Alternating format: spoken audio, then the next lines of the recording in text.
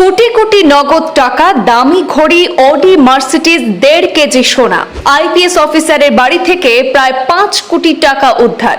ঘুষ মামলায় সিবিআই তদন্তে পাঞ্জাব পুলিশের ডিআইজির সংশ্লিষ্টতা অনুসন্ধান। ঘুষ চাওয়ার অভিযোগকে কেন্দ্র করে তদন্তের সূত্রপাত। তদন্তে ফাঁস হলো দুর্নীতির নেটওয়ার্ক। তদন্তের সূত্র ধরে পাঞ্জাবের রূপা রেঞ্জের ডিআইজির বাড়িতে সিবিআই অভিযান। দুর্নীতি রুখবেন কি? নিজেই দুর্নীতির পাহাড়ে বসে সিবিআইয়ের হাতে গ্রেপ্তার আইপিএস অফিসার। পাঞ্জাবের রূপা রেঞ্জের ডেপুটি ইন্সপেক্টর জেনারেলকে দুর্নীতির অভিযোগে গ্রেপ্তার করা হলো। 8 লক্ষ টাকা ঘুষ চেয়েছিলেন তিনি, আর সেখান থেকেই দুর্নীতি মামলার তদন্ত শুরু। তারপর বাড়িতে হানা দিয়ে যা যা দেখা গেল তাতে মাথা ঘুরে যাওয়ার উপক্রম। পাঞ্জাবের আইপিএস অফিসারের বাড়ি থেকে উদ্ধার হয়েছে নগদ প্রায় 5 কোটি টাকা, বিপুল পরিমাণে সোনার গহনা, দামি ঘড়ি থেকে শুরু করে লাক্সারি গাড়ি। ডিআইজি পোস্টে কর্মরত হরচরণ সিং ভুল্লার 2009 সালের ব্যাচের আইপিএস অফিসার। এক ব্যবসায়ীর বিরুদ্ধে একটি ক্রিমিনাল কেস চলছিল, আর সেই মামলা ধামাচাপা দিতে 8 লক্ষ টাকা ঘুষ চেয়েছিলেন।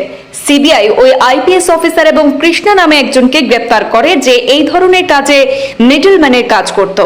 মাসে মাসে কিস্তিতে টাকা নিতেন আইপিএস অফিসার। আকাশ বাট্টে নামের ওই ব্যবসায়ীকে ডিআইজি বলেছিলেন যে প্রথমেই নাকি 8 লক্ষ টাকা তাকে দিতে হবে এবং পরে মাসে মাসে কিস্তিতে আরো টাকা না দিলে মামলায় ফাঁসিয়ে দেবেন। লিখিত অভিযোগ জানানোর পর সিবিআই তদন্ত শুরু করে। চণ্ডীগড়ের সেক্টর 21-এ ফাঁদ পাতে সিবিআই।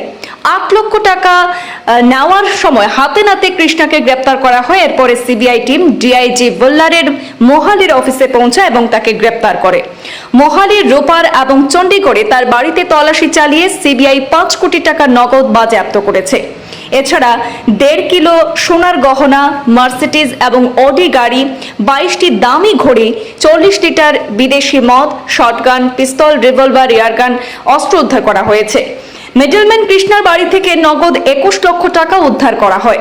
আজ শুক্রবার অভিযুক্ত আইপিএস অফিসার এবং তার মিডলম্যানকে আদালতে পেশ করা হবে এবং এখন সেখানে তল্লাশি চালানোর জন্য তারা আবেদন করবেন। আর্থিক তছরূপের আরও তথ্য সামনে আসতে পারে বলে মনে করা হচ্ছে। 2009 ব্যাচের আইপিএস অফিসার পাতিয়ালা রেঞ্জে ডিআইজি পদে ছিলেন। এছাড়া মোহালি, সাঙ্গুর, খান্না, হোশিয়ারপুর, ফতেহগড় সাহিব এবং গুরদাসপুরের ভিজিল্যান্স ব্যুরোর জয়েন্ট ডিরেক্টরও ছিলেন তিনি।